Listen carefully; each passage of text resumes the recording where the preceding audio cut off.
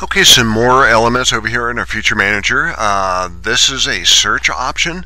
You could actually filter everything that's in your Feature Manager by typing in something. So if we were to type in like maybe the history folder, and we're going to deliberately, if we do type in the history folder, it's going to show us the history folder. If you type in something that doesn't make any sense, it's just going to show us the part and what we named that part. So there's another folder in here called Sensors. We can type that in, and it'll show us the sensor folder.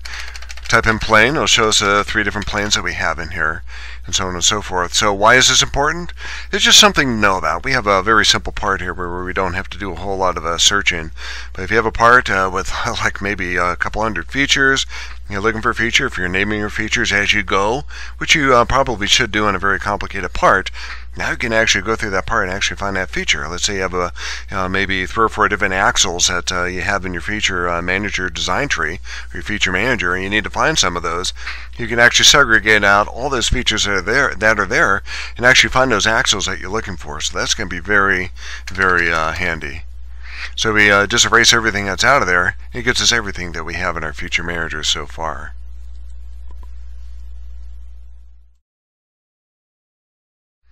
So if we move down our feature manager, of course the next item over here is part. It's got a yellow icon next to that.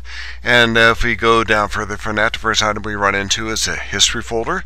History folder, if we open that up with that down arrow, or that sideways arrow, which turns down, which means it's open, what we have in here is a Boss Extrude 1. And what that does is it organizes the history of the items that we've been working on lately. So the items that have been worked on most recently are going to be at the very top. So you notice that we did a Boss Extrude after the Sketch 1, but we could also open up Boss Extrude and actually go to the Sketch 1, which is driving that. So obviously we made the sketch first in order to do the extrusion second. So all the elements in here, we can organize this. I think right now the default setting is 10. It'll put a maximum of 10 features in here, or 10 items in here that we've worked on lately. And if we want to access the ones that have been worked on lately, that's where you would go instead of trying to hunt through the tree. So it's very convenient. So let's go ahead and close that. So the next item on our list in our feature manager tree is the sensor folder / tool. It's kind of a tool. You can put constraints on your model here. We don't have a whole lot here to work with, but if you want to put a constraint on that, like maybe a dimension exceeds a certain amount, or if the massa or a center of gravity exceeds amount, you could actually put an alert in it, so it'll actually alert you, whereas it probably would not be apparent otherwise. Which is kind of a cool little tool, but you don't need to know this as a beginning SolidWorks student, but know that the capacity is there, and then come back here later and we can go over what how it works. But real briefly, let me show you how it does work. If you right click on that, you can add a sensor.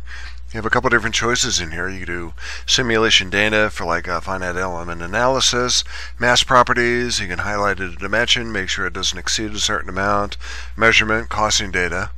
But for the fun of it, let's just go to mass properties, and you can see the different choices you have here. You can do mass, volume, surface area if you want to make sure the surface area doesn't exceed a certain amount. You put in constraints, and maybe the center of mass is critical here. And once you do that, let's say if you want to put in mass, you can see the value is 1.2, about 1.2 pounds, mass pounds. And if you put an alert in that, you can set a minimum limit on it, maybe 1. We'll make it a 1 pound limit. If you go to the green check mark, now you'll see up here in the sensor folder, we have that sensor in here, and we have an alert next to it. So it means we're exceeding it.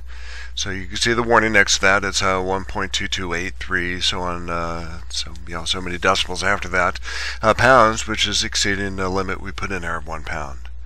So to get rid of that, if you just right-click, we can go to delete, and then we're going to go ahead and say yes. So that's the sensor folder.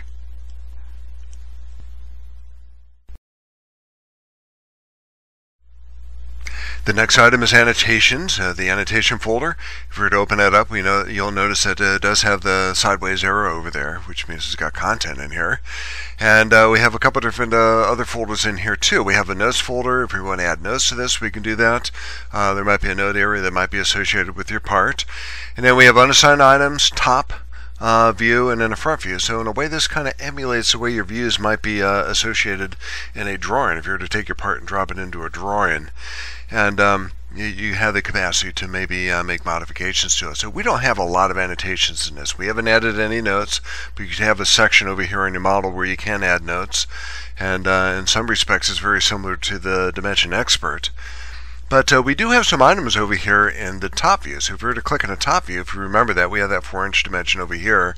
And then the front view, if we were to double click over here, it doesn't really show that right away, but if you were to take your cursor and move that over that area, you can see that that's a 1/4 of an inch. So typically, and if you just stay on that view and then close that folder, that dimension is just going to show. It'll always show, and maybe you need to have it show. And if you do show it, you can always click on it, maybe change its value too if you want to do that. So there are values there while it's valuable in some respects while you're modeling, because it gives you the capacity to make those modifications really quick. But for the most part, it's kind of designed for exporting. If you want to export this model with those dimensions showing so that people can see it, then you might visit the Annotation Folder.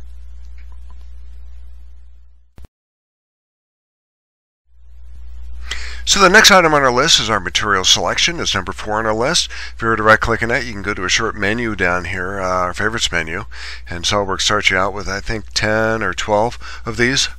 And you can make selections in here from steel to aluminum alloys, copper, brass. There might be plastic in here too, and rubber. You can make a selection in here, and it'll actually apply that to your model. So the appearance changes if you chose copper over here, but if you go back to brass, you can see it picks up that yellow color over here too, and also changes the material properties. So along with the material that you do select. So as a beginning SolidWorks student, that's probably all you really need to know for now. For more advanced options, let me give you a brief tour of what the material selection over here allows you to do. So if you right click on it, you can go to Edit Material, and now you can see some of the elements associated with it. So you can see that SolidWorks has quite the library of materials that you could choose from. Just basic, if you just chose SolidWorks materials over here, you have steel, iron, aluminum alloys, copper alloys, which would include brass and plastics, and other non-metals might include air and rubber and water, and a lot of these folders contain a lot of materials. Now you don't have the capacity in this setting here to really make a lot of changes, but you can do that within the database, and there's ways of doing that.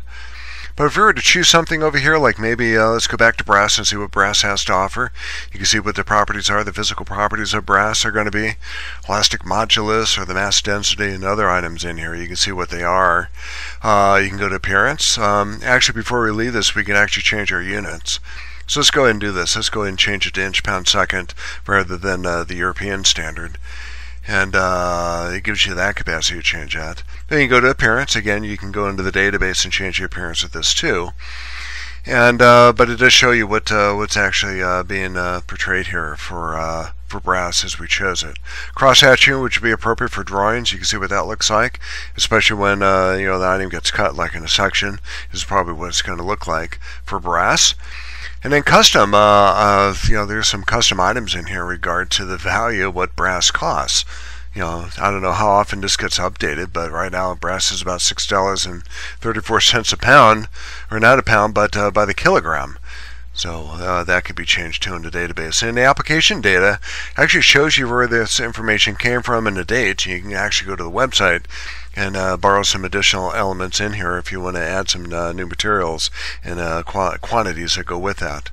Favorites gives you the capacity to change your favorites folder.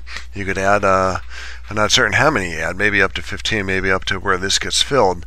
But you can add stuff and take stuff out of this. So if you want to add, let's say, beryllium copper and add that to your list, you can do that. I'll put it in the bottom. You can actually move that up or down if you want to do that. I've been using galvanized steel lately, so I'm going to keep that in the bottom. It's fairly easy to find down there, and that's where I'm going to go ahead and keep it.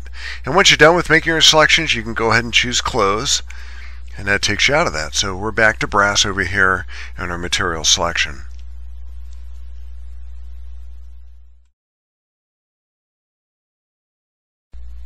So the next items in our feature manager tree are going to be the front plane, top plane, right plane, and the origin. And everything we talked about in the Feature Manager tree so far, excepting our boss extrude, which is our little inclusion to the tree, or stuff that comes right out of the box when you start modeling a part in SolidWorks. SolidWorks gives you these items in order to help facilitate your design. Some of the more important items over here are going to be the planes they're associated with, because you have to start somewhere. You have to start with a surface or a plane in order to put your first sketch on it, in order to do your extrude or whatever it might be. It might be a revolve feature or a loft or a sweep, but it gives you a plane to sketch on so you can get started with your design. And that's the reason why they give you these 3 planes to start with. So if we were to, and just to demonstrate this, let's go ahead and go to the boss extrude.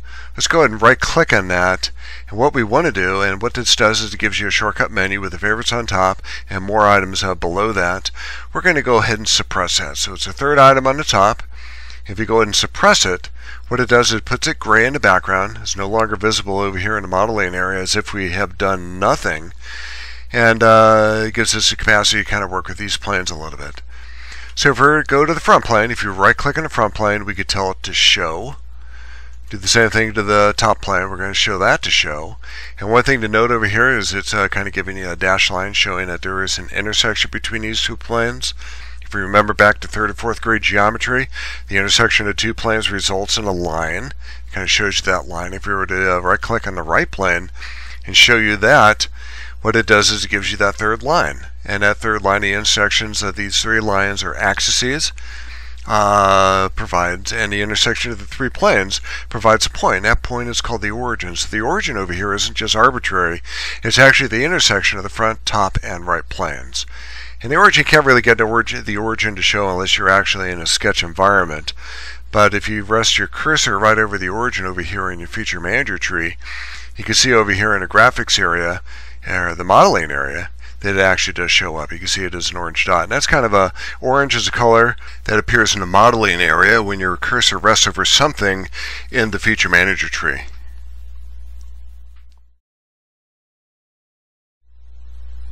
So to finish this up, let's go ahead and hide these items. Let's go to the front plane, top plane, and right plane, and we're going to go ahead and turn those off. And if we want to, we can go to the display pane over here, open this up, and actually click on these. So if you click on these, it's going to go ahead and hide those for us. And we're going to go ahead and turn that back. And we're going to take the suppress item over here, our boss extrude, and we're going to unsuppress that. And that brings us back to where we were before. So now we have the capacity to continue to add to our model, and everything after the origin is going to be history based. So there's one more thing I want to cover before we leave our Feature Manager tree, and there's a lot of stuff in the Feature Manager tree that we haven't talked about, especially modifications to it, but we're going to cover that for later videos. One element I like to talk to you about are called direct or dynamic reference visualizations. And these are elements that were added to SolidWorks, I don't know, 7 or 8 years ago, and were modified in 2017 to make them a lot more friendly and easier to work with.